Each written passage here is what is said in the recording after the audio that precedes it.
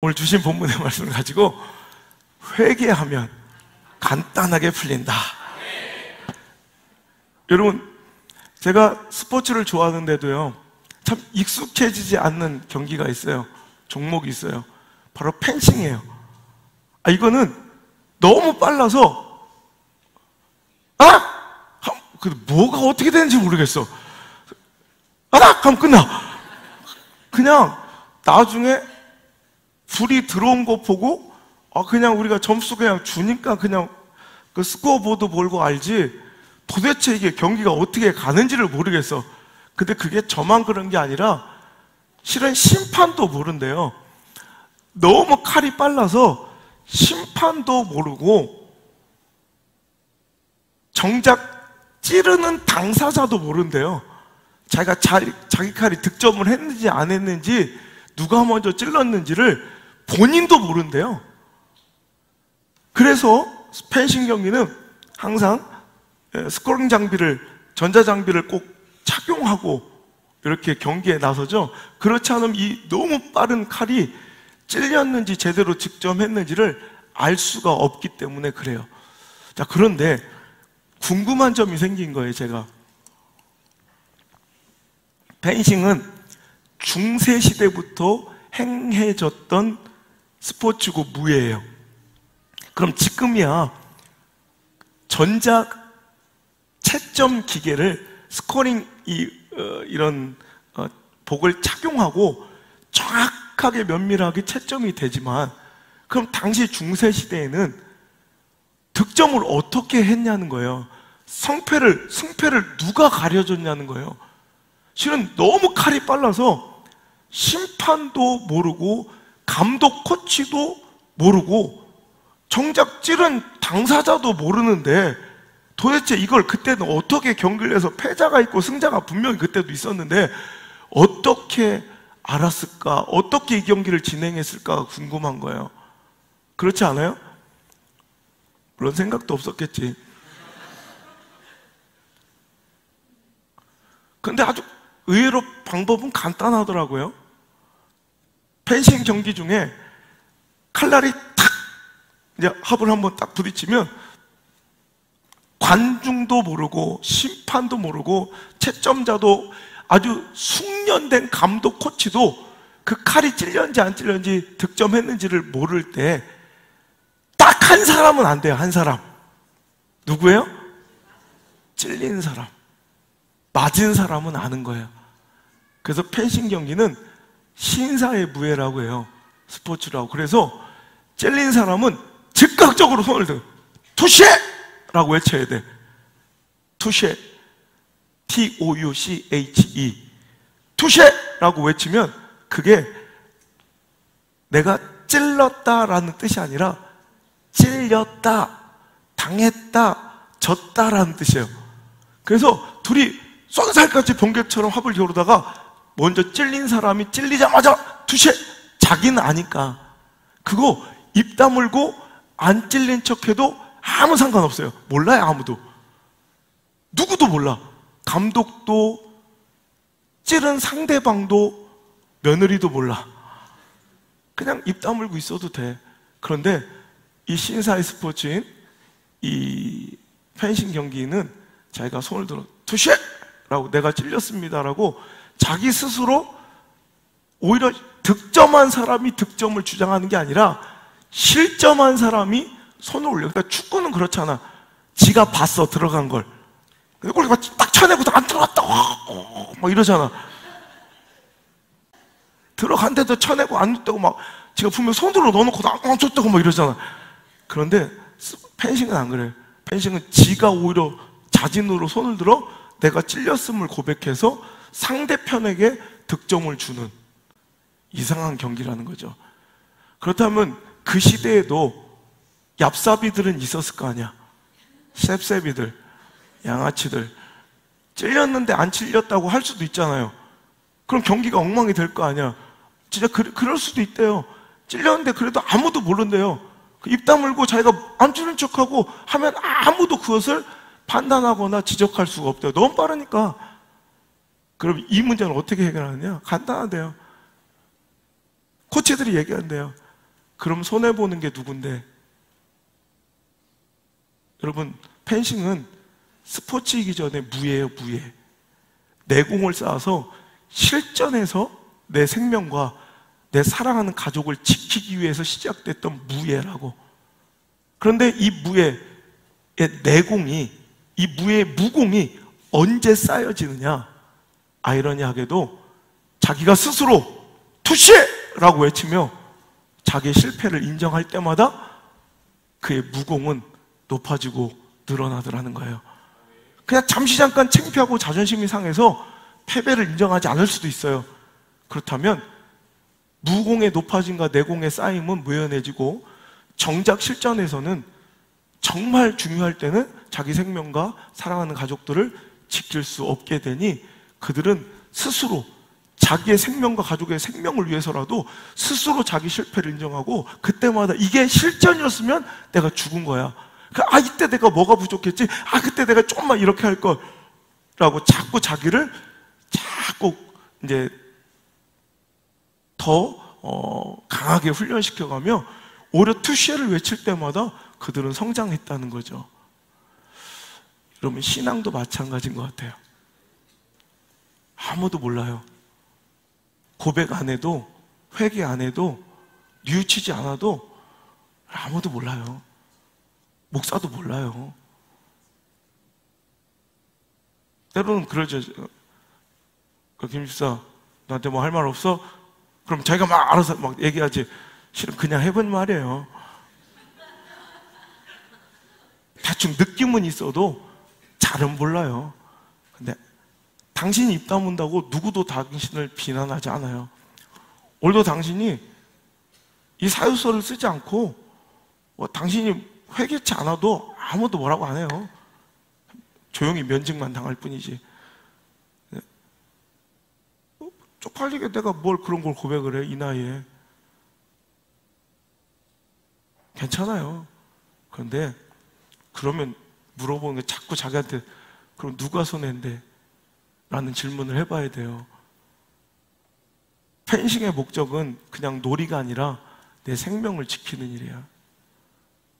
결국 내 생명과 내 사랑하는 일을 지키는 데 목적을 두고 있으니, 지금은 훈련 중에, 경기 중에는 쪽팔려도 자꾸 손을 들고 패배를 인정하며 또 다른 실패와 패배를 답습하지 않도록 몸부림치며 훈련하는 게 지혜로운 거지.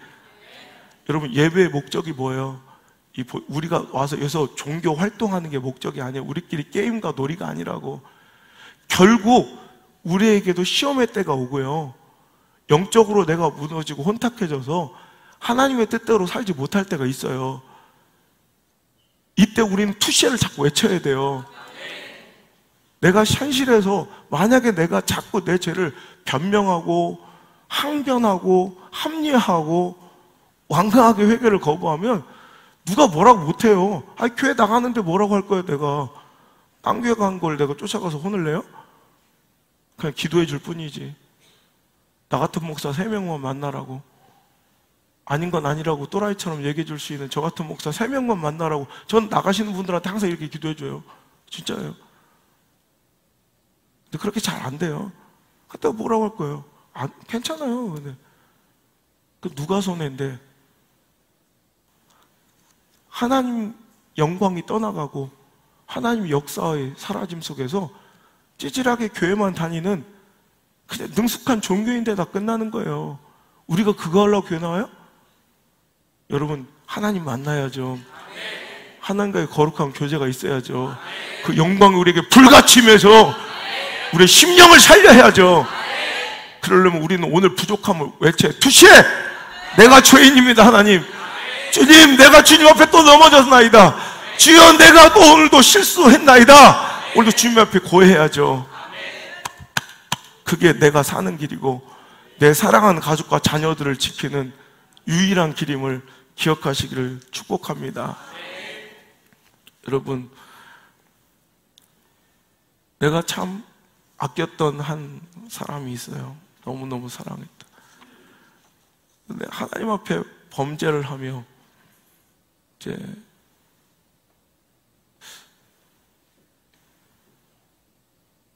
참 불충한 일을 저질렀어요. 교인들한테 자꾸 막 이렇게 와요, 연락이. 명백한 증거들을 가지고.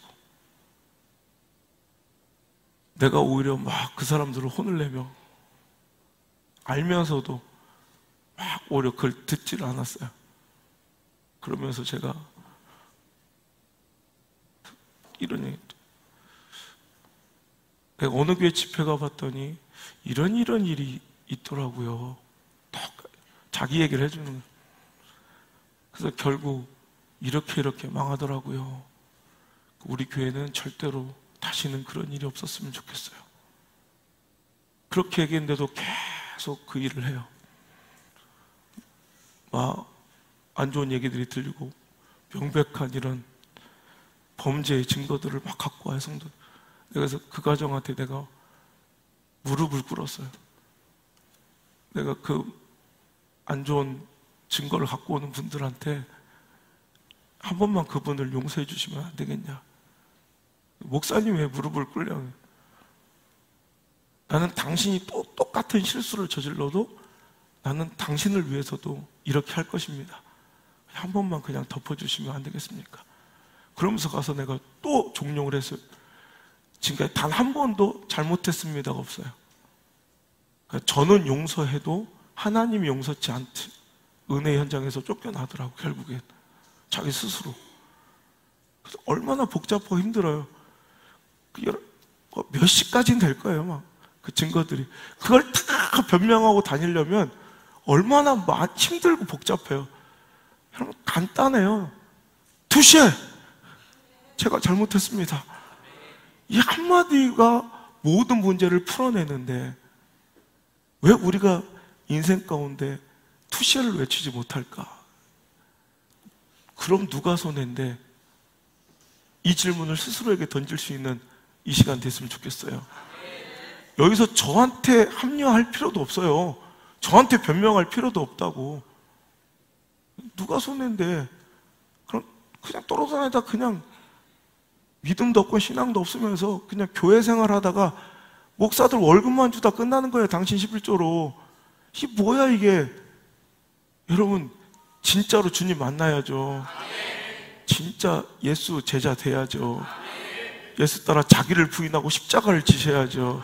그래야 쫓을 수 있는 길인데 그렇게 설렁설렁 소풍 가는 피크닉 길이 아니에요. 근데 우리는 그렇게 그냥 만족한다고, 그걸 묵인한다고. 나를 속이고 살아가는 거 편해 보여도 이거 절대로 진정한 해답되지 않아요. 요즘에 그래요. 이 수트가 일부러 제가 입었어요. 오늘 제가 갖고 있는 수트 중에 가장 슬림핏이에요. 한참 잘 나갈 때 입었던. 그때 널널했었는데 지금은 터질 것 같아요. 오늘 이걸 입고 양말을 못 신어서 안나한테 신겨달라고 그랬어요. 이게 내려가질 않아요. 어떻게 하다 그랬느냐. 우리가 저울한테 속고 있는 거예요. 아니, 알면서도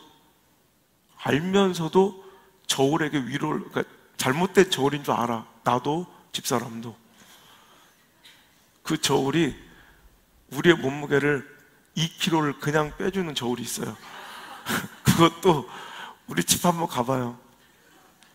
매직으로 방바닥에 우리 방 바닥에 장판에 유성 매직, 지워지지 않는 매직으로 이렇게 모서리 표시가 있어요. 그 저울을 그 모서리에 딱 맞춰 놓으면 그냥 2kg가 빠져요. 스트레스 받을 때는 그 저울 갖고 와서 거기다 딱 넣어야 돼. 우리 집사람 옷방에 딱 드레스룸에 그 자리가 있어요. 그것도 지가 그려놨어요. 이렇게 거기다 딱 맞춰 놓으면 기분 되게 좋아요. 그러다 입꼬라지가 됐어요. 그래서 이번에 저울을 바꿨어요. 진짜 정직한 놈으로 올라가면서 서로 그냥, 요즘 예의가 있어요. 누군가가 옷방에 들어가면 그 다음 사람은 그 숫자가 완전히 없어질 때까지는 들어가 주지 않는, 차라리 방구는 터도 저울은 트지 말자. 우리는 어느 순간 진짜 저울에 올라가고, 지난주에 샀어요. 진짜 저울. 현실을 이제 받아들이기 시작했어요. 저울을 바꾸는 거, 그죠? 진짜 나를 들여다보는 거 힘들어요. 그래도 봐야 돼. 그럼 누가 손해인데 이걸 자꾸 물어봐야 돼. 그래, 그 가짜 저울 위에 올라가서 잠시 약간 기분 좋으면 그럼 그 누가 손해인데 결국 내가 손해인 거예요. 그죠? 그러다 보니 내 인생 최고의 정점을 찍었어요. 한 번도 보지 못했던 숫자가 보여요. 그래서 지금 미치도록 하루에 3시간씩 운동해요. 그리고 마지막 설교가 그 설교가 될 거예요. 이 풀림 시리즈 마지막이 그거예요. 여러분 기다리세요. 여러분 가장 대표적인 예가 사울 왕이에요. 제가 사울 왕과 다윗 왕의 이야기를 회개의 설교를 할 때마다 항상 거론해요. 기억하세요? 여러분 또 그 얘기를 하는 게 아니라 우리 이 설교의 목적은 설교거리를 제시하고 어떤 성경의 지식을 제공하는 게 아니라 여러분의 삶을 바꿔놓는 게 목적이기에 우리는 앞으로 수천 번도 더 들어야 돼. 계속 들어야 돼요. 똑같이 범죄했어요. 범죄, 죄의 유무가 그의 인생을 갈라놓은 것이 아니라 성패로 갈라놓은 것이 아니라 똑같은 죄인인데요, 똑같은 실패자들인데요, 똑같이 넘어졌는데요, 사울은 투시를 외치지 않는 거예요. 자꾸 변명과 자기 합리화로 계속 그 죄를 덮어가는 거예요. 이래서 이럴 수밖에 없다니까요. 이럴 수밖에 없다. 자꾸 변명해. 사무엘을 이해시키면 뭐 할 건데, 하나님께 나와서 하나님 앞에 회개하고 하나님 앞에 고해야죠. 그것도 아말렉을 진멸하라는 말씀에도 불순종하더니 막 자꾸 변명을 해요. 사람들이 이래서 이렇게 할 수밖에 없었다고. 그리고 이거 내가 다 먹으려고 한 것도 아니고 하나님께 제사 드리려고 내가 남겨놓은 거라고. 그러면서 뭐래요? 됐고, 사람들과 백성들과 장로들 앞에서 나를 높여달래. 그러니까 쪽팔리고 여러분 사람들 앞에서 자존심 상하는 거에만, 눈앞에 이 감정에만 연연해서 하나님께 진정으로 내가 잘못했습니다, 내가 넘어졌습니다, 내가 이게 불순종입니다, 투시에, 영적인 투시에를 외치지 못한 거야. 반면 그보다 더 흉악하고 복잡한 죄, 오히려 사울보다 더 추악한 죄인 다윗이에요. 여러분, 자기의 충성스러운 부하의 아내를 밧세바를 범했어요. 그 죄를 덮으려고 죄는 더 확산되어 가요. 자기 충신 우리아를 죽였어요. 전쟁통에 내보내서. 죄는 점점점 확산되어 가요. 그러나야 자식을 또 낳아요. 여러분, 죄는 추악하고 우리 죄는 너무너무 복잡해요. 하지만 나단 목사님이 어느 날 찾아와 그에게 기회를 준 거예요. 오늘 이 설교가 당신에게 찾아온 나단 목사님이길 원합니다. 오늘 이 방송을 듣고 있는, 이 설교를 듣고 있는 모든 성도들이 오늘 이 시간이 당신에게 찾아온 나단의 마지막 기회일 수도 있다는 걸 기억하시길 바랍니다. 나단이 얘기를 하는 거예요. 기분 나쁘게 그냥 딱 얘기하면 돼. 또 비비 꼬아서 또 얘기하네. 오히려 저처럼 직설적으로 얘기해 주는 게 좋은 거예요. 글쎄요, 어느 마을에 두 사람이 사는데, 한 사람은 부자고 한 사람은 지질이 못 사는 가난한 사람인데요, 부자는 소와 양이 너무너무 많아요. 셀 수도 없어요. 근데 그 가난한 집은 딱 한 마리, 양 한 마리를 얼마나, 딱 한 마리, 전 재산이야. 양 한 마리가 애지중지 지 딸처럼 기르는 가난한 집이 있다네요. 그런데요? 근데 왕이시여, 어느 날 그 부잣집에 손님이 왔는데 그 부자가 그 수많은 자기 양 중에 한 마리 잡는 게 너무너무 아까워서 가난한 집에 가서 그 양 한 마리를 가져다가 빼앗아다가 그걸로 손님을 치렀다네. 거긴 딸처럼 딱 한 마리밖에 없고 저는 그렇게 많은데, 그런 놈이 있어요? 이런 놈은 어떻게 될까? 이런 나쁜 놈, 이런 걸 이제 버려야죠. 그게 바로 너야! 난 이 정도는 아니잖아. 그랬더니 사무엘하 12장 13절에 너무너무 놀라운 일이, 다윗이 바로 찔렸어. 그래서 바로 뭐라고 대답해요? 시작. 다윗이 나단에게 이르되 내가 여호와께 죄를 범하였노라 하매, 자 보세요. 그냥 그 즉시로 그 말씀이 딱 끝나자마자 12절에 그가 딱 찔린 거예요. 그냥 touché, 제가 죄인입니다. 하나님, 제가 바로 넘어진 죄인입니다. 제가 바로 그 더러운 죄인입니다 라고 고백을 하는 거예요. 그랬더니 바로 뒤에 다시 이어서 읽겠습니다. 시작. 나단이 다윗에게 말하되 여호와께서도 당신의 죄를 당신이, 아멘. 요 한 절, 같은 절에서 touché, 회개와 용서가 단박에 이루어져요. 우리의 죄는 너무너무 추악하고 복잡한 과정을 거쳐서 뒤엉켜 있지만 하나님의 용서는 단박에 일시에 이루어짐을 믿으시길 바랍니다. 오늘 이 시간에도 우리가 진심으로 통회하고 자복하고 하나님 앞에 나오면 오늘 이 시간 하나님의 영이 우리에게 임하셔서 단박에 우리의 죄를 속죄하여 주실 줄 믿습니다. 우리의 모든 것들을 다 자유케 끊어주시고 풀어주실 줄 믿습니다. 여러분, 그 은혜를 사모해야 돼요. 그 은혜를 사모해야지 넘어지지 않으려고, 자빠지지 않으려고 완전하고 의로운 척하며 살려고 노력하는 것이 아니라 오늘 주님 앞에 바짝 엎드려 touché를 외치시길 바라요. 주님, 내가 죄인입니다. 내가 세상에 또 당했습니다. 내가 저 악한 흉계에 또 넘어져서 내 더러운 옛날 그 육적인 모습이 또 되살았나이다. 오늘도 고백하며 주님께 바짝 엎드릴 때 안 해도 돼요. 숨겨도 누가 뭐라고 안 해요. 모른 척하고 시치미를 뚝 떼도 상관없어요. 그럼 질문해 봐야죠. 그럼 누가 손해인데? 그럼 누가 손해인데? 하나님 영광 떠나가시고, 여러분 사무엘상 16장 14절에 사울에게 임하였던 하나님의 영이 그를 떠나가고, 할렐루야, 하나님의 영광이 떠나가는 거예요. 하나님의 영이 떠나시는 거예요. 오늘 여러분 누가 손해인데? 하나님은요 우리의 회개를 너무너무 기다리고 계세요. 하나님의 능력의 부재나 모자람이 아니에요. 하나님의 능력의, 여러분, 모자람과 하나님의 인색함이 아니에요. 오늘 우리에게 지긋지긋하게 안 풀리는 삶의 문제들 있죠. 여러분, 이상하게 꼬여있는, 엉켜있는 문제들 있죠. 복잡하게 풀려고 하지 마세요. 회개로 하나님께 풀어버리세요. 그럼 단박에 끝납니다. 단박에. 그 복잡했던 죄의 문제들, 꼬여있고 엉켜있는 내 삶의 문제, 이상하게 안 풀리는 문제들이 회개할 때 단박에, 단칼에 끊어집니다.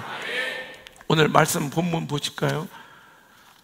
여호와의 손이 짧아 구원하지 못하심도 아니요 귀가 둔하여 듣지 못하심도 아니라.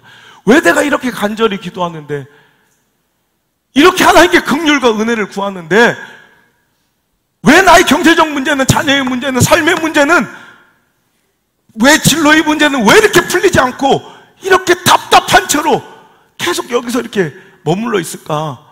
왜 그럴까? 왜? 하나님의 손이 짧아 너한테 못 미치는 것도 아니고, 하나님이 졸고 주무시고 계시거나 귀가 어두워서 못 듣고 계신 것도 아니고, 하나님 깜빡 당신을 잃어버린 것도 실수하신 것도 아니고, 딱 하나, 2절 시작. 오직 너희 죄악이 너희와 너희 하나님 사이를 갈라놓았고 너희 죄가 그의 얼굴을 가려서 너희에게서 듣지 않으시게 함이니라. 아멘. 하나님이 팔이 짧고 능력이 부족해서 우리를 못 도와주신 것이 아니라 하나님께 담이 생겨버린 거예요. 안타깝게 억울하게도 나와 하나님 사이에 담이 생겨버린 거예요. 죄의 담이 쌓여서 하나님은 지금 우리의 문제를 해결해 주고 싶어 안달나셨고요, 우리의 기도를 응답해 주시고 싶어 안달나셨고요, 당신의 가정을 회복시켜 주시고 싶어 안달나셨어요. 근데 왜 우리가 주님 앞에 touché를 외쳐 그 죄의 담을 허물어야 돼요. 하나님과의 막혀있는 이 담을 무너뜨려야 돼요. 그 죄의 담을 허물 수 있는 유일한 무기가 바로 회개인 줄 기억하시길 바랍니다. 우리가 주님께 회개하며 나가면 그 풀리지 않는 나의 삶의 지긋지긋한 문제들이 단박 해결됩니다. 완전하게 풀려집니다. 믿으시면 아멘. 입으로 시인해야 돼요. 믿음을 시인해야 돼요. 이럴 때 기적이 일어나는 거예요. 단박. 우리 죄의 문제는 복잡해요. 요나를 보십시다. 요나. 여러분 얼마나 복잡해요. 하나님의 사명을, 하나님의 뜻을 알고도 지 편한 대로 가는 거야. 그죠? 자기 원하는 대로 가는 거야. 그런데 폭풍을 만나요. 다시스로 가는, 니네로 가야 되는데 다시스로 지 멋대로 가는 그 길에서 폭풍을 만나요. 이런 폭풍이 막 배가 뒤집어질 이 위기, 이 문제 어떻게 풀어요? 언제? 그가 자기 죄를 회개하며, 사람들 이게 다 나 때문에 그렇습니다, 이게 하나님, 내가 여호와께 범죄하였기 때문입니다라고 고백하고 그가 스스로 던져질 때 폭풍이 잠잠해지고 모든 인생의 풍랑이 탁 잠잠해지고 고요해지더라는 거예요. 그럼 하나님께서 그런 자를 그냥 죽도록 내버려주시냐? 회개하고 침몰하는 것 같아요. 내가 인정하면 쪽팔리고 사람들에게 외면당하고 버려지는 것 같아요. 절대 그렇지 않아요. 하나님 은혜의 물고기로 그를 받으시고 3일 동안 그 가운데서도 여러분 계속해서 회개하며 기도할 때 사명지에 뱉어지는, 할렐루야, 이런 아름다운 역사가 우리 가운데도 일어날 수 있다니까요. 언제? 우리가 죄를 합리화시키고 자꾸 변명하고 덮는 것이 아니라 투시에 하나님, 제가 죄인입니다. 베드로처럼 주여 나를 떠나소서 부복하며 바짝 엎드려 나는 죄인이로소이다 고백할 때 하나님께서는 그 미련하고 연약하고 흠 많은 사람을 반석처럼 빚으셔서 그 외에 음부의 권세가 틈타지 못하는 교회를, 하나님의 집을 세운 줄 믿습니다. 오늘 우리의 사역자들이, 중자들이 그렇게 일하시고 다시 회복돼야 돼요. 다시 회복돼야 돼. 저 같은 벌레 같은 종을 한국교회가 사자라고 부릅디다. 이번에 인터뷰하면서 국민일보하고 내 자신을 되돌아본 거예요. 내가 여기 어떻게 왔는가? 내가 무엇 때문에 여기 서 있는가? 그것들이 인터뷰 중에 다 생각이 나는 거예요. 사자가 아니라 나는 개였고 점점점 타협하고 이 평안함을 누리고 즐기고 있는, 너무 좋은 거예요. 천국 같은 뭐 부딪힘도 없고. 근데 이거는 건강한 교회가 아니야. 부딪혀야지. 이렇게 이따 뒤에서 나올 텐데 계속 부딪혀야 돼. 그게 정상인 거예요. 부딪힘이 없는 평안함은 이건 가짜예요. 왜? 우리가 죄인인데 부딪혀야죠. 그죠? 하이에나처럼 밥 먹고 살 것, 평안하게 밥 먹고 살 것을 여러분 기대하며 내가 이곳에 서 있는가? 아니잖아. 내 자리 여기라니까. 여기 바로 내가 서 있는 이 자리에 이 나무판 뜯어내면 그렇게 써있다.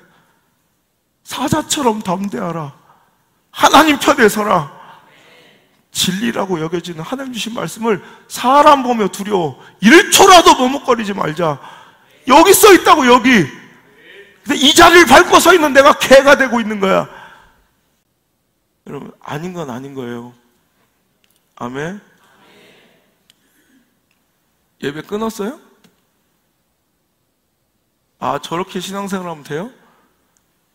이건 망조예요, 망조. 사유서를 제출해서, 그러니까 사유서를 내지 않는 사람은 저 사람은 이거 하나님의 일을 할 가치 없게 여기는 거로 제가 하고 이번 면직을 하겠습니다. 절대 인간적 감정 아니에요. 인간적 감정을 했으면, 그리고 이것도 늦었어요. 아닌 건 아닌 거예요. 제대로 신앙생활 하지 못하면, 아니, 평범하게 신앙생활 하면 돼요. 다시 올라오면 돼요. 마가도요. 마가도 하나님 일 하다가 버림받았어요. 잘못 일해서 도망쳐버렸다고. 그 일 내팽개쳐버렸다고. 나중에 주의 일에 크게 쓰임받는 위대한 종들이 되었어요. 다시 시작하세요. 이게 맞는 것 같아요. 하나님이 이 말씀을 주셨는데 벌써 인간적인 두려움으로 몇 번 속였던 것 같아요. 내가 사생아로 우리 성도들을 고아로 만들 수는 없어요. 이건 잘못하고 있다고 혼내줘야 돼요. 성도들이 저렇게 신앙생활을 해야 되는 거구나를 배울 수 있는 모델로 세워야 되는데, 그죠? 여러분, 오늘도 우리가 제대로 다시 세워집시다. 교회가 교회되고, 성도가 성도되고, 직분이 직분되고, 어떤 훈장이나 반짝거리는 계급장이 아니라, 내가 무슨 다단계 올라가든 내가 승진한 게 아니라, 오늘 하나님의 목적대로 다시 바로 세워지는 아름다운 변화의 역사가 일어나길 주의 이름으로 축복합니다. 하나님의 팔이 짧아서도 귀가 어두워서도 아니에요. 하나님 당신에게 집중하고 계세요. 한 번도 당신에게 눈을 뗀 적이 없는 그런 분임을 믿으셔야 해요. 때로는 하나님께 속상할 때도 있었을 거예요. 망망대해 나 혼자만 떠있고 버려진 것처럼, 하나님이 날 외면하는 것처럼 느끼실 때도 있을 거예요. 근데 하나님 절대 그렇지 않아요. 하나님 우리에게 다가오고 싶으신데, 내 삶에 개입하고 싶으신데, 우리 교회 가운데 역사하고 싶으신데, 죄의 담이 막혀서 오늘도 하나님의 성령의 흥황한 역사가, 불의 역사가 일어나지 못하고 있는 걸 봐요. 여러분, 오늘도 우리가 기도하고 찬양할 때 하늘의 문이 열리고 그 보좌가 흔들려 귀신이 떠나가야 되고, 질병이 고쳐져야 되고, 방언이 터져야 되고, 우리도 흥한 놀라운 역사들이 일어나야 되는데, 죄의 담이 막혀서 우리도 그 흥한 역사가 일어나지 않으니 예배가 재미없지, 더 갈망 워십이 재미가 없어. 여러분, 이제 불이 떨어질 거예요. 여러분, 막혔던 모든 담이 허물어지고 하나님 역사가 일어날 거예요. 하나님 우리에게 집중하고 계세요. 하나님 한 번도 나를 떠나지 않으셨어요. 나에게 응답해주고 싶어, 나를 살려주고 싶어, 회복시켜주고 싶어, 안달나신 거예요. 나는 복잡한 과정이 필요 없어요. 어떤 숙련된 스킬이나 테크닉도 필요 없어요. 단 하나, 주님 앞에 정직히 나와 투시해. 주님, 내가 범죄하였나이다, 내가 여호와께 죄를 범하였나이다, 다윗처럼 인정하는 것, 이거 하나면 충분해요. 오늘 우리가 그렇게 회복되기를 주의 이름으로 축복합니다. 오늘 우리가 또 한 번 고백해야 될 두 번째 교훈은 회개를 멈추지 말라는 거예요. 여러분, 회개는 끊임없이 끝까지, 죽을 때까지 해야 되는 거예요. 왜? 우리가 불온전하니까, 우리가 완전하지 못하니까. 언제 우리의 영이 죽느냐 봤더니 하나님이 포기하고 버려서가 아니더라고. 내가 포기했지. 회개를 하다 내 자신이 봐도 내가 꼴보기가 싫은 거야. 형, 그럴 때 없어요? 내가 나를 봐도 안 되겠는 거야. 이거는, 야, 내가 나를 봐도 소망이 없는 거야. 내 스스로, 야, 됐다, 그러면서 은혜의 자리를 떠나요. 그럼 옛날 한 번도 자기 스스로가 회개를 포기하고 떠나서, 그럼 뭐만 가지 변명을 대는데, 아니, 자기 스스로 회개를 포기하고 떠나는 거예요. 회개를 끊임없이 해야 돼요. 여러분, 다윗을 보세요, 모세를 보세요, 노아를 보세요. 당대 완전한 자라고 뭐 칭해졌지만 그들이 의인이에요, 진짜? 의인이라면 딱 한 가지예요. 끊임없이 회개한 거예요. 포기하지 않고 회개한 거예요. 끝까지. 나는 죄인이라고. 그냥 어떤 땐 내가 나를 봐도 꼴보기가 싫어요. 여러분만 내가 책망하는 게 아니라 그냥 나도 그렇게 나오니까 당연하게 여기지 말고 우리 회복하자는 얘기예요. 오늘 내가 내 거울에 비춰진 내 모습을 보면, 야, 안호성, 야, 너 같은 새끼가 무슨 목사냐. 그래서 제가 이번에도 국밀보에서 그 인터뷰나, 여러분, 이런 시골교회, 이런 말도 안 되는 이 작은 젊은 목사를 전면으로 15회가 나가요. 15회 전면, 짜투리 뭐 이런 이름 갖다가 전면에 한 면씩 15일이 나가도 15일. 그 부끄러워서 못한다고. 부끄러워서 내가 안 한다고 계속 거절했다고. 근데 내가 오늘도 그래, 끝까지 가요. 도망치고 싶어도 끝까지 가자. 회개하며 여러분, 하나님 백성은 죄를 짓지 않고 넘어지지 않음이 아니라 끝까지 회개한 자들, 회개를 멈추지 않은 자들이 승리자지, 넘어지지 않거나 이제부터는 완전하게 살아가는 자들이 아니에요. 우린 또 넘어져요, 또 쓰러져요. 그래도 우리 끝까지 갑시다. 끝까지 회개하고 난 죄인임을 고백할 수 있는 그 회개가 멈추지 않는 인생과 교회가 되기를 주의 이름으로 축복합니다. 마지막으로 제가 이 말씀을 드리고 싶어요. 이 시대가 어떤 시대인고 하니까 그 회개를 이끌어내는 회초리 같은 말씀이 사라진 시대예요. 그냥 어느 순간 교회가 심리학, 상담, 위로와 평강을 외치며 그냥 만져도 그냥 오, 좋습니다. 혹은 막 감동적인 이야기들. 여러분, 교회는 그거 하는 데가 아니에요. 이 마지막 때 우리가 영적 전쟁에서 오늘도 넘어지거나 죽지 않으려고 여기는 하나님 앞에 나와 거룩한 훈련과 연습을 하는 곳이에요. 하나님의 말씀으로 내 영이 다듬어져야 돼요. 다듬어져서 투시에 안 외쳐도 돼. 그럼 나가서 죽는다고, 마지막 때 죽는다고, 환난 중에 죽는다고, 시험 중에 죽는다고. 그러니까 오늘도 끝까지 책망에 그 회초리가 계속해서 있어서 찔려야 돼. 자꾸 요즘에 그 찔림이 있는가라는, 저도 요즘에 계속 요청이 와요. 한국교회를 살려달라는 여러 가지 요청이. 그러면서 이제 큰 영향력을 좀 이제 가지라는, 거기서 하는 소리가 이거예요. 목사님, 이 모습 이대로 와서 큰 데서 한번 이 설교를 해달라고, 책망과 회초리 같은 설교 해달라는 거예요. 여러분, 전 여기서도 충분히 될 수 있다고 생각해요. 이 방송을 통해서 여러분이 이 말씀을 받을 준비만 돼 있으면 이 방송을 통해 수많은 자를 살릴 수 있어요. 깨트려야죠. 제가 얼마 전에 한 교회 집회를 갔습니다.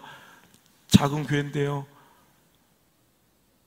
내가 정말 집회 갈 수 없는 여건이었는데, 그래서 제가 얼마 전에 갈망 집회를 못 나왔던 그 목사님, 우시면서 부탁합니다. 40년 역사에 딱 40주년이래 이번 해가. 40년 만에 저 많은 부흥회, 목사님께 부탁드리고 싶다고. 조만 교회. 근데 그 말이 너무 40년 만에 첫 부흥회 40주년 기념성회를. 그래서 작은 교회지만 제가 여러분한테 죄송하다고 하고, 그 갈망 집회 모두 얼마 전 바로 전주날에 갔다 온 거예요. 갔더니 몇 명 안 모였는데 조그만 예배당에 생각보다 그 인원, 교회 사이즈에 비해서 청소년들이 좀 많이 있는 거야. 몇 명, 한 열댓 명 있는 거야. 그 교회 사이즈에 비해서 많은 거죠. 이쪽 애들 몇 명하고 저 뒤쪽 애들이 쭉 앉아 있는데 깜짝 놀랐어. 이거는 뭐 신앙을 떠나서 인격적으로 정상이 아니더라고. 상식을 벗어났더라고요. 막 신발을 신은 채로 여기 의자에다 발을 올려놓고 막 뒤에서 막 게임을 하고 앉아있고, 조그만 예배다니까 얼마나 잘 들려요. 그럼 얼마나 설교하면 나도 하고 싶겠어요. 아니야? 막 난리가, 쌩 난리야, 쌩 난리. 그 내가 막 이 새끼 뭐야 똑바로 하냐고 막 그때 막 여러분 나가는 놈도 있고 막 난리도 아니야. 이거 뭐하는 짓거리냐고 그러면서 예배를 이게 교회냐고. 내가 예배를 가르쳐야지, 예배를. 당신 빌딩 자녀들을 물려주고 싶죠? 예. 근데 못 물려주죠? 예. 왜요? 없어서요. 당연한 거라고. 한국교회 돌아다니면 맨날 하는 소리, 맨날 짓거리는 소리가 그거라고. 다음 세대에 신앙의 유산을 물려줘. 누가 안 물려주고 싶어? 빌딩처럼 다 물려주고 싶지. 근데 못 물려주지. 왜? 없으니까. 이게 예배냐고. 예배도 이렇게 드리면서 무슨 신앙의 유업을 물려줄 거냐고. 내가 막 해서 애들 화를 냈어요. 근데 그 다음날 저는 뭐 담임 목사님 집회 중에도 만나지도 않고 그 전에 전화도 안 하니까 한 통도 안 해. 전화를. 그 교회 사장도 몰라요. 난 합동측인 줄 알고 갔더니 통합측이더라고요. 그 점심시간에 처음으로 목사님과 대화를 한 거예요. 처음으로. 그때 목사님 이해를 해달라고 하시면서 하신 말씀이, 목사님 우리 교회가 특수한 교회라 그래요. 무슨 특수한 교회인데요? 근데 목사님 교회 앞에 그 건물 보셨어요? 그래서 밤에 가서 못 봤어요, 잘. 그랬더니 그게 고아원입니다. 그래. 예, 그래. 그래서 우리 교회 나오는 그 애들이 100% 다 고아들이래요. 그리고 그 교회 중직자 자녀들도 그 교회를 안 보내고 딴 교회를 보내는데 애들하고 저기 한다고. 그리고 그 나오는 성도들이 대부분이 거기 이제 교사들, 거기 일하시는 분들 중에 집 바로 앞에 있으니까 가까우니까 거기를 하면서 서로 이제 상부상조하면서, 교회가 그 보육원에 속한 교회는 아닌데 그렇대. 그러니까 이제 이해하시고 그냥 두라는 얘기예요. 제가 너무 가슴이 아팠어요. 그러니까 더 해야죠. 예? 요즘 애들 막 대든대요. 등치도 커서. 얼마 전에 부교육자 하나가 당했대. 막. 그리고 애들이 신고를 해버린대, 바로 경찰서에. 조금만 혼을 내고. 그래요. 그러니까 이제 안 건드리는 거예요. 왜? 자기 새끼가 아니니까. 복잡하니까. 자기 새끼 아니니까 그렇게 가면서 누가 그걸 혼내겠어요. 나 신고하는데. 덤비는데 그날 밤에 내가 눈물이 막 나더라고. 애들이 그렇게 나 세상에 그냥 부모 없어서 그냥 그게 불쌍한 것보다 누가 따끔하게 저렇게 잘못된 인생을 사는 사람들에게 잘못됐다고 얘기 못 해주는, 그런 잘못했다는 얘기 해줄 사람 없는 그들이 너무 불쌍하더라고. 근데 그날 예배 시간에 막 엄청 혼냈어요. 한 놈은 덤빈 놈도 있고, 진짜로 너 똑바로 앉아 이 새끼야. 너 목사한테 맞아본 적 있어? 오늘 그 특별한 경험을 오늘 밤에 하려고 그래? 진짜 내려가요. 그러면서 막 혼을 내고. 그런데 뭐 눈물이 막 나게, 진심으로 걔들이 사랑스러워서, 안타까워서 진심으로 막 눈물이 흐르더라고. 너희들 이러다간 막 아무것도 못돼. 근데 놀라운 사실은 애들이 눈빛이 변해요. 내가 말을 섞지 않는데 고마워하는 게 느껴져요. 마지막 날 됐어요. 마지막 날, 마지막 예배에 깜짝 놀랐어요. 안전사 그러더라고. 목사님, 애들이 완전 달라서 예배를 드리며 저를 막 진짜 이렇게 혼날까봐 그게 아니라 막 너무 막 고마워서 쳐다보는 게 느껴져요. 내가 너무 고마웠어, 걔들한테. 애들이 지금 갈구했던 거야. 진심, 사랑으로, 사무적으로 편하려고, 자기 직장에서 사무적으로, 행정적으로 편하려고 혼내는 거 말고 진짜 사랑으로 꾸짖어줄 그 부모가 필요했던 거야. 그런 어른이 필요했던 거야. 처음 혼나본 거야. 애들이 막 감동해. 목사님 또 와달라고. 내가 거기는 언제든지 간다고 그랬어요. 여러분, 고아의 불쌍함은 그거대요. 내가 잘못된 길로 가고 어그러진 행동을 하는데도 바로잡아 주지 않는 거. 이게 고아의 불쌍함인데, 오늘날 멀쩡히 부모 다 살아있는 고아들이 많아요. 자식을 사랑한다는 잘못된 억지 명명으로 아이들을 꾸짖지 못하는 잘못된 부모들이 그게 사랑인 줄 착각하고 오해하며 자식을 스스로 망쳐가고 있는 부모들이 많아요. 난 불쌍해 죽겠어요. 왜? 부모 없어서 그렇게 어쩔 수 없이 사는 애들은 불쌍하지만 멀쩡히 부모 다 있는데 왜 애를 고아처럼 키우냐고. 그래서 어떻게 해달라고. 일부에도 어리다가 막 혼냈지만 그렇게 두면 안 되는 거 알면 혼을 내야지. 혼내는 것도 때가 있어요. 아무 때나 하는 게 아니라 그때를 놓쳐버리면 나중엔 안 돼. 여러분, 이번 주부터 법안이 발의돼 이제 더 이상 사랑의 매를 못 든대. 이제 그 법으로 자녀들에 대해서 이렇게. 근데 저는 그래요. 꼭 매질을 하라는 얘기가 아니에요. 아닌 걸 아주 권위 있게 혼을 내라는 거예요. 근데 안 먹히죠? 당신 말이. 왜 그런지 알아요? 당신이 말에 권위가 없고 삶에 권위가 없어서 그래요. 지금부터 당신의 말의 회초리의 권위를 높여가셔야 돼요. 제가 우리 애들하고 친구처럼 놀아요. 우리 안성주, 안드레하고는 진짜 친구 같아요. 어제도 밤에 이런저런 얘기하면서 같이 밤 늦게까지 같이 이렇게 얘기하면서 내 방에서 누워가지고 이렇게 얘기하고 뭐 게임하고 같이.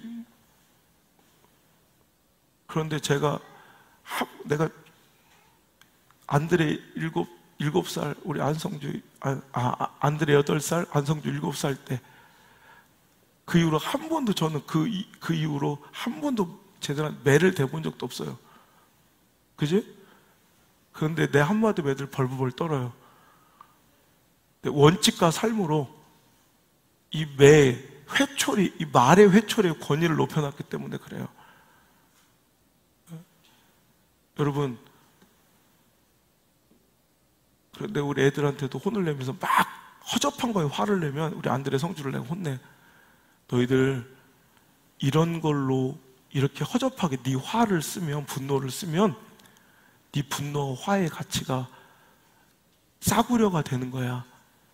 분노와 화는 내가 소중한 것을 아낄 때 사용하는 무기인데, 예를 들어서 내가 막 허접한 것에 화를 내면 진짜 중요한 것에 내가 이것을 누가 건드렸을 때 화를 내면 그것이 1,000원짜리, 100원짜리, 10원짜리 취급을 받아.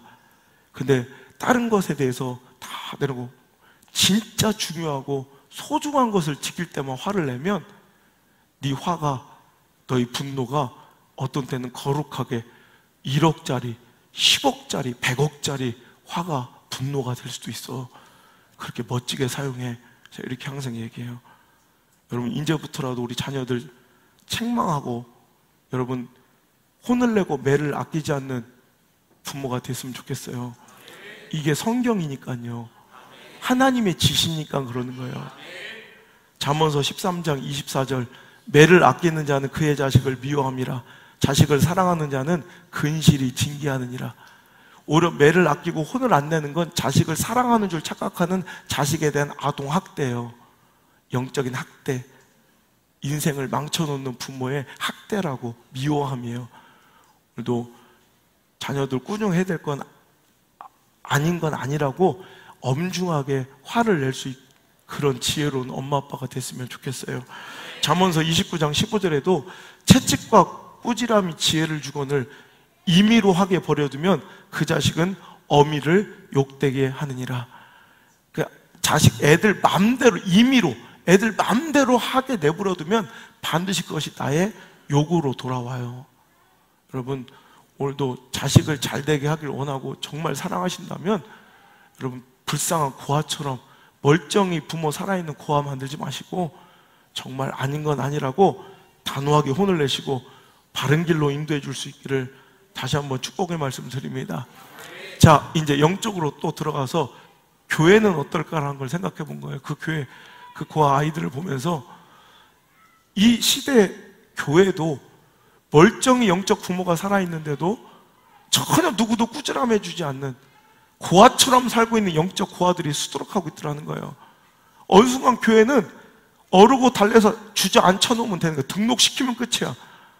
그럼 명수 늘어나고 머리 숫자 늘어나는 게 목표였으면, 그럼 저는 그 금방에 지금도 또 이런 도전을 하는 거예요. 또 이렇게 또 몇 명이 또 나갈 수도 있어요. 그래도 이거 해야 되는 거예요. 아닌 건 아니라고. 회초리를 들어주지 않는 건 이건 가짜예요. 분명히 영적으로 잘못되는 걸 보면서도 이거 지적 안 해주는 건 이건 사건이야. 이제 나는 밥벌이로 여기 서 있는 거예요. 여러분, 그러면 안 되죠. 그럴 거면 내가 밥벌이 할 거면 더 좋은 밥벌이가 있는데, 실은 이번 달이 내 인생을 완전히 송두리째 바꿀 수 있는 첫 번째 선택에 어마어마한 역사를, 이번 달에 내가 선택을 하면 여러분 인생이 바뀌는 거예요. 근데 여러분, 이때부터 나는 그래, 내가 밥 먹고 살 거면 그런 데 가면 되지. 아니에요. 여러분은 내 영적인 자녀예요. 그래서 나는 기준이 있어요. 만약에 저 박 집사가, 저 김 집사가, 이 집사가 저 혼내, 내가 안드레였으면 화가 났을까 안 드레? 저런 똑같은 삶을 우리 안드레가 살아갔으면 나 화가 났을까 안 났을까? 이게 기준이에요. 난 분명히 혼냈겠다. 그럼 난 혼내는 거예요. 로이도 혼내고, 안드레를 기준으로 우리 이래도 혼내고, 그죠? 또 어떤 사람은 정내미가 떨어져, 다 이제 포기하고 싶어. 아우, 딴 데 갔으면 좋겠어요. 그런데도 안성주를 기준으로 보는 거예요. 내가 우리 성주였다면 이 정도에 실망하고 버렸을까? 아니라면 품는 거예요. 저는 아직까지는 정확해요. 이 기준이 내 자녀를 기준으로 보는 거예요. 그러니 여러분, 잘못한 거에 대해서 징계받고 채찍받고 혼나는 걸 감사하시는 성숙함이 있어야 돼요. 얼마든지 떠나도 돼요. 저는 뭐 밥을 굶어도 좋고, 저는 밥벌이로 여기 있는 게 아니니까. 그리고 그런 것 때문에 안 된다면 저는 하나님께서 옮기실 거고요. 저는 그런 거에 두려움이 없어요. 아시죠? 아시죠? 저 갈 데 없어요. 여기 있는 거 아닌 거 아시죠? 난 여러분 정말 사랑해요. 뻔히 영적 지도자 세워놨는데 개판으로 살아가고 영적으로 망할 게 뻔히 보이는데도 자기 밥그릇 지키려고 평안함이라는 이걸 깨트리기 싫어서 입 다물고 있는, 여러분, 이런 예배와 설교는 많아졌는데 진짜 책망하고 깨우치는 이 회초리 같은 설교 없으니 여기저기서 저한테 요청이 들어오는 거예요. 시대를 살려달라고. 여러분, 여기부터 살아야죠. 여기부터 살려놓고 내가 다른 일을 할 거예요. 여기부터 살아야죠. 정말 정직하게 주님 앞에 서셔서 때로는 따끔한 말씀의 회초리도 맞을 수 있기를 바라요. 그게 진짜 내가 당신을 사랑하는 법이더라고요. 좋은 게 아니라, 그죠? 그게 내 사랑하는 사람을, 내가 자녀를 망치는 건 뻔히 보이는데 내 성도도 내가 망치면 안 되잖아. 똑같이 내 자식 잘 되게, 그 가정 잘 되게 해야지.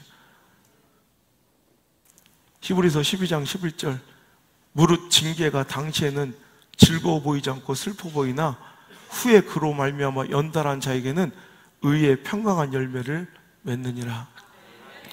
징계는 아픈 거예요. 이렇게 혼나는데 누가 기분 좋아요? 그러니까 교회 부흥을 원하고 젊은 이런 사역지에서는 죄라는 단어를 쓰지 않는 게 좋대요. 회개 설교를 가급적이면 안 하면 좋고, 또 이 피얘기, 이런 얘기 안 하는 게 부흥에 도움이 된대요. 전 그런 부흥이라면 단호히 거절합니다. 예배는 보혈의 피비린내가 넘쳐야 되고 채찍과 같은 하나님 말씀이 넘쳐나야 돼요.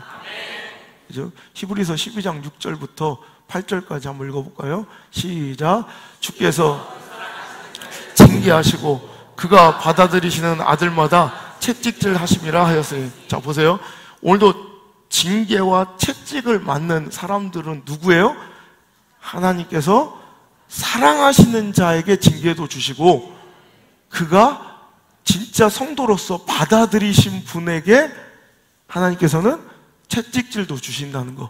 그러니까 실제로 여러분이 화낼 것은, 여러분이 두려워하고 분노할 것은 채찍질과 징계가 아니라 징계가 사라져버린 여러분의 설교를 화내셔야 돼. 무슨 얘기인지 아세요? 그건 하나님께서 당신을, 혹은 이 교회와 목사가 당신을 진짜 이 교회에서 받아들이지 않았다는 뜻이니까. 하나님께 사랑하지, 목사가 사랑하지 않는 거, 하나님 당신을 사랑하지 않는다는 증거를 보여주는 거니까 화를 내야지. 왜 나한테 화내지 않냐고, 왜 나한테 징계하지 않냐고, 내가 이렇게 사는데. 거꾸로 그렇게 살아가야 되는 거 아니겠어요? 성경이 그렇게 말씀하시는데. 7절 시작. 너희가 참음은 징계를 받기 위함이라 하나님과 아들과 너희를 대우하시나니 어찌 아비가 징계하지 않는 아들이 있으리요. 아멘. 너희가 참음은 징계를 받기 위함이라 하나님이 아들과 같이 너희를 대우하신대요. 어찌 아버지가 징계하지 않는 아들이 있냐는 거예요. 그죠? 그것처럼 오늘도 하나님께서 여러분을 아들, 딸처럼 여기셔서 징계하실 텐데 그 징계와 책망이 사라진 걸 두려워하셔야 돼. 어떤 때는요, 막 이 신앙의 어긋남이 막 안타까워서 막 하나님 주신 진노와 분노가 막 가슴에 사무치는 가정이 있어요. 근데 어느 날 막 그렇게 해서 기도의 자리로, 예배의 자리로 여러분 막 불러 모으려고 막 애를 쓰는데 어느 순간 싹 그 분노가 사라지는 가정이 있어요. 진짜 거짓말처럼 분노가 싹 없어요. 그 사람마다 하나도 말씀에 분노, 분명히 더 개판으로 살고 있는데도 전혀 화가 나지 않아요. 그럼 난 무서운 거예요, 그게. 이건 너무너무 무서운 거예요. 하나님이 떠나가신 거예요. 하나님 영이 떠나가신 거예요. 너무 무서운 거예요. 여러분, 진짜 무서운 건 완악함이에요. 바로가 끝까지 가죠? 하나님께서 그를 완악하게 하셔서 그래. 하나님의 백성들은 범죄하지 않는 게 아니라 맨날 불평, 불만, 범죄 투성해요. 근데 항상 그에게는 회개할 마음을 주세요. 계속 회개하면서 꼴보기 싫어 죽었어. 그런데도 끝까지 회개하면서 가요. 근데 바로는 하나님께서 그의 마음을 완악하게 하셨다는 표현이 여러분 출애굽기만 해도 정말 열몇 번이 나와요. 그의 마음을 완악하게 하신 게 징벌이야. 여러분, 마음이 완강해졌습니까? 완악해져서 회개할 마음이 안 드십니까? 말씀을 막 들이받고 부딪히고 싶습니까? 하나님 당신 버리고 있다는 증거예요. 두려워하셔야 돼요. 회개하셔야 돼요. 정신 바짝 차려야 돼요. 딴 교회 가서라도 정신 차리고 잘 살아야 돼요. 아멘? 이런 설교를 누가 할 거냐는 거예요. 내가 해야지. 이 시대에. 나 이거 하려고 서 있는 사람인데. 가슴은 아프지만. 8절 시작.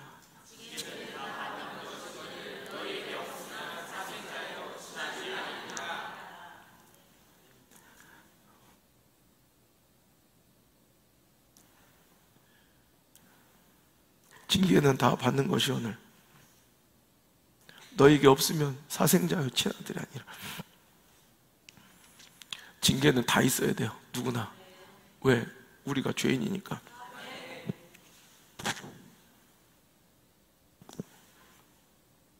징계가 없다면 딱 하나요. 당신은 하나님 아들이 아닌 거예요. 아니면 내가 가짜든지. 우리는 주님 말씀 앞에 계속 부딪히며 가야 돼. 애 혼내고 기분 좋은 사람 어디 있어요? 애 책망하고 자식 꾸짖고 그럼 행복한 사람 어디 있어요? 가슴 아프지. 그래도 해야지. 가슴은 아프지만 그걸 견뎌내면 하나님께서 여러분 그 연달한 자에게 의의 평강한 열매를 주실 줄 믿습니다. 오늘 초신자들은 처음 나와서 좀 버거운 말씀일 수도 있어요. 하지만 이게 신앙이에요. 끊임없이 회개하며 주님 앞에 나가는 거. 투시에 제가 꼴값 떨고 살았군요. 제가 오만했군요. 아이고 제가 본질 아닌 거 붙들고 살았군요. 내가 교만 투성이었군요. 내가 속이는 사꾼이었군요. 나부터 목사부터 계속 회개하면서 가는 거예요, 인생. 그게 건강함이지. 안 넘어진 척 하지 말자고. 윌리엄 봤어요? 윌리엄? 슈퍼맨이 돌아왔다? 누가 봐도 자갈밭에 넘어졌어. 탁 넘어지더니 갑자기 돌을 이렇게 주워. 나 넘어진 거 아닌데 돌 주술라고 그런 건데. 누가 봐도 넘어진 거예요. 근데 전 그런 쇼하고 살지 말고 하나님의 투시엘을 외치는 귀한 시간 되시길 바랍니다. 당신을 사랑하시고 포기하지 않으시는 하나님의 징계의 축복, 책망의 은혜를 사모하고 누립시다. 징계가 축복이라뇨. 아니 책망이 은혜라뇨. 여러분 이거 보세요. 사무엘하 7장에 보면 다윗이요 하나님께 전 재산을 들여 인생을 바쳤어요. 그리고 나는 하나님의 축복으로 이렇게 백향목궁정에 사는데 하나님의 전이 아직도 텐트, 장막, 천쪽 아래에 있는 것이 너무너무 안타까워서 자기가 하나님께 성전을 건축할 것을 소원하고 자기 인생의 모든 것을 다 바쳐요. 그러니까 하나님 기쁘셔서 그에게 축복을 주세요. 은혜를 베푸세요. 상을 주세요. 여러분 이 다윗의 축복 받기를 원하시는 분 아멘. 이 다윗의 은혜 받기를 원하시는 분 아멘.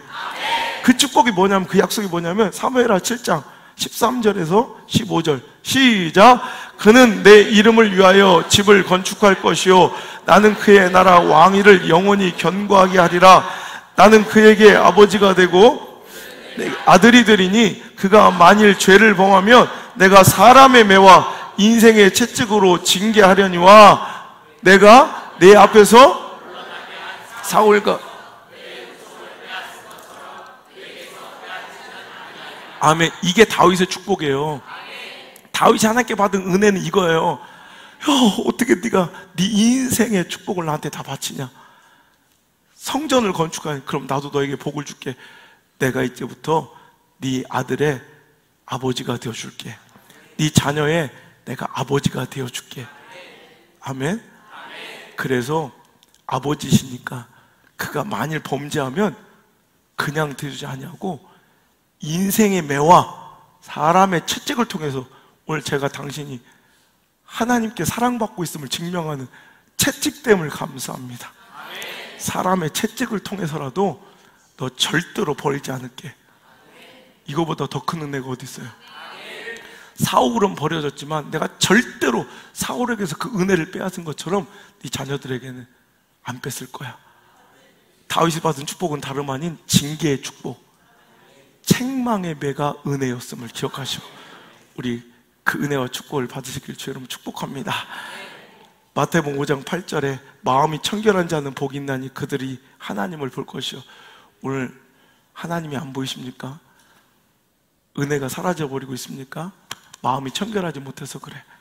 회개의 손수건으로 창문을 닦듯 영의 눈을 다 회개함으로 투시에 제가 졌습니다. 제가 범죄했습니다. 제가 넘어졌습니다. 제가 불충했습니다. 인정하시고 절대로 나를 포기하지 않는 하나님께 돌아갑시다. 실패한 인생은 내가 회개를 포기한 인생이에요. 하나님이 포기한 인생이 아니라 내가 포기해서 버려진 것이지, 하나님이 절대 포기하지 않으세요. 사랑은 절대 실패가 없습니다. 하나님께서 그 사랑으로 나를 붙드십니다. 믿으시면 함께 찬양합시다.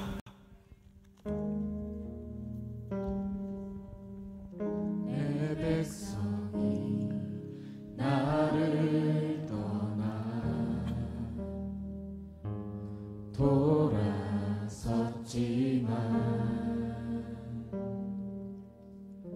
내 사랑이 내 백성을 포기 못하니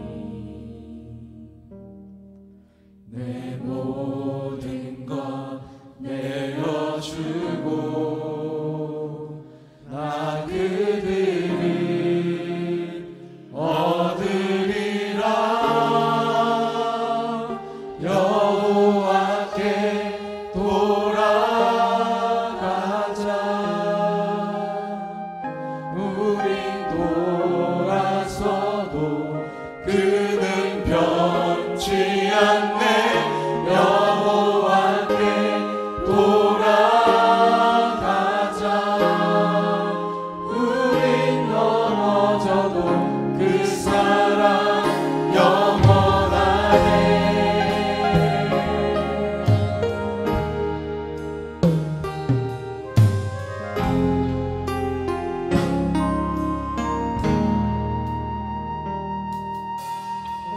내 백성 나를 떠나 돌아섰지만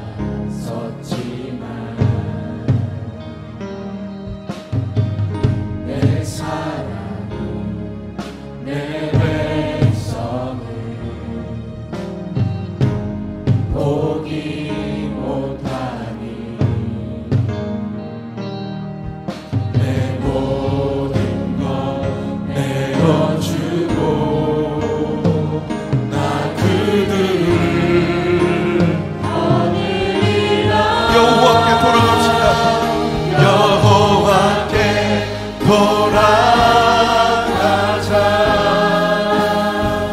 우린 돌아서도 그는 변치 않네.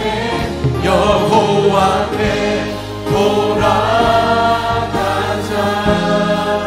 우린 넘어져도 그 사랑 영원하네. 사랑은 오래 참고 사랑을 오래 참고 자신을 내어주네. 서로 사랑할 때 세상을 주보내. 사랑은 절대 지지 않네. 사랑은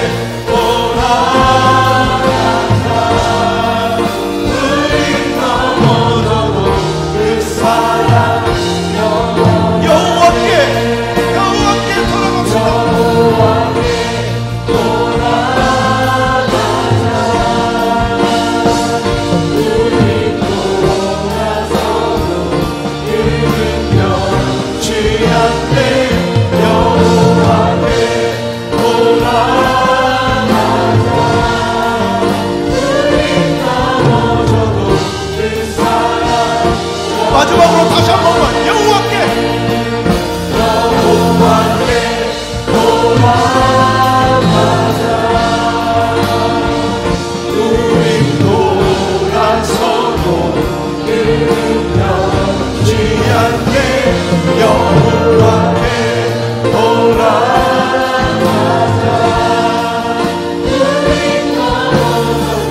그 사랑 영원하네. 아버지 하나님, 오늘 이 말씀이 나에게 찾아온 나단 선지자이며 하나님께서 다윗에게 주셨던 축복, 인생의 매와 사람의 채찍인 줄 믿게 하시고 주신 그 귀한 기회 놓치지 않으며 오늘도 투시에 영적으로 내가 넘어졌습니다. 내가 세상에 당했습니다. 내가 또 여호와께 범죄했나이다 고백하고 여호와께로 돌아오는 거룩한 방향전환이 되게 하여 주옵소서. 은혜의 자리를 회복하게 하시고 충성의 자리를 회복하게 하시고 믿음의 자리를 회복하게 하시고 기도의 자리를 회복할 수 있도록 축복하여 주옵소서. 이제는 나를 포기하지 않으시고 십자가까지 지신 예수 그리스도의 크신 은혜와 나를 결단코 버리지 아니하시고 독생자들의 심장을 찢어 십자가 위에 부으시며 나를 살리시고 기뻐하신 내 하나님 아버지의 그 크신 사랑과 오늘도 나에게 찾아와 회개를 권면하시며 살릴 길을 열어주신 보혜사 성령님의 감화감동 교통하심에 크고 아름다운 능력의 손길이, 나를 포기하지 않고 붙잡으시는 그 능력의 손길이 이제부터 오늘도 주님의 그 크신 은혜를 경험하고 돌아가며 영적인 투시를 외치며 회개하고 회복을 꿈꾸는 모든 성도들 머리 위에와 저희들의 가정과 특별히 저희들의 자녀들 인생 위에, 저희들의 자녀들 삶 위에 이제부터 떠나가지 마시고 1초도 떠나지 마시고 1초도 떠나가지 마시고 영원토록 함께 머무시기를 간절히 또 간절히 축원하옵나이다.